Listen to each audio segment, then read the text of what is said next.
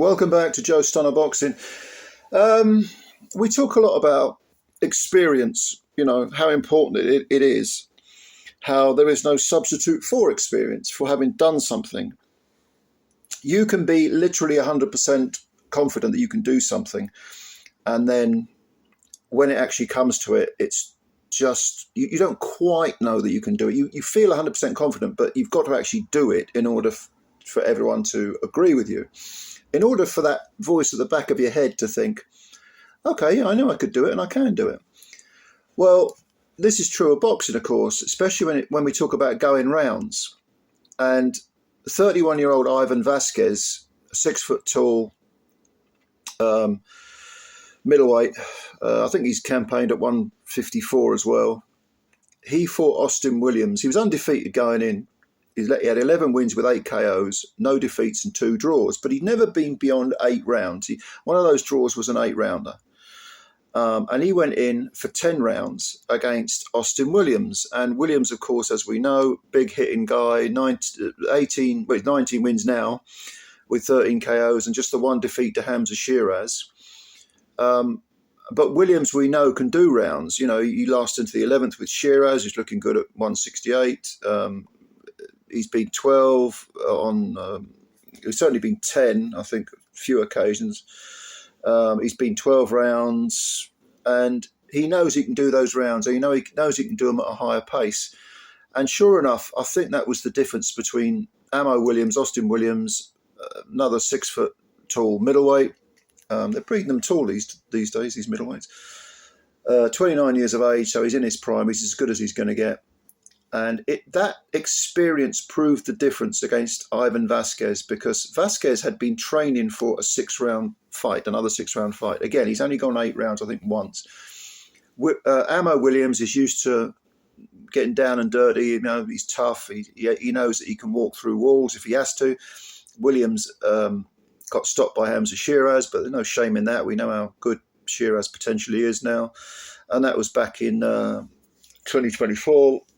It was 5 versus 5 thing in 2024. Since then, Williams has had 3 fights.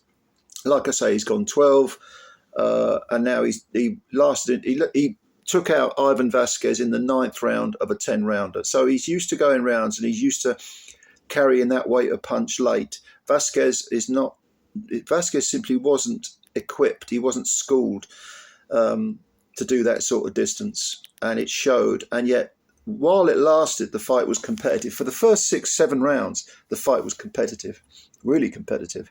In fact, the bodywork from Ivan Vazquez, orthodox fighter, like I say, he's 31, so he's no spring chicken in terms of middleweights, but not ancient either.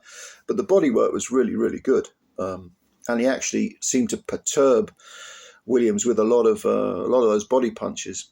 In the second round, Williams landed a low blow from hell. I mean, it was a left hand. It landed right on the crown jewels. There was nothing controversial about this. It was, the crowd went, ooh, when they saw the replay. He didn't have a point taken off. He got a severe warning, but he did have a point taken off for a further low blow later in the fight. And in fact, Williams, as exciting as he is, and he is an exciting fighter to watch, someone who has very evident offensive skills, but who defensively is left a little bit lacking, and also when he's hit, you can hurt him. He has it's a strange mixture of very evident pros and equally evident cons. There is a certain fragility to him, especially to the body. Not so much to the chin. I mean, even Shiraz couldn't get rid of him with, easily to the chin. But to the body, Vazquez was definitely hurting Williams. Williams is a southpaw, like I say, Vazquez, orthodox. But I really think it was that 10-round, 12-round experience that for Williams that eventually got the job done. Because Vazquez had come to fight, he'd come to win. And he was showing out, to the crowd, and he was doing some really good work. Williams, faster, speedier, certainly looked physically stronger. He's quite muscle-bound, Williams. But Vazquez had very good timing, especially early on. And, of course, timing can beat speed. He was controlling the range well. Neither of them was really neither of them was really doing anything wrong for the first 5-6 rounds. But you got the feeling that Vazquez, if he stuck to the body, he was going to win this fight. And the commentators were actually screaming at him, "Go to the body, stay to the body." And whenever he banged to the body, Williams was backing off. Williams, this was also commented on in the commentary, that Williams has this strange habit's the wrong word. This strange sort of quirk almost of. He will explode. He fights very explosively in spurts, and then he'll suddenly switch off and he'll back off.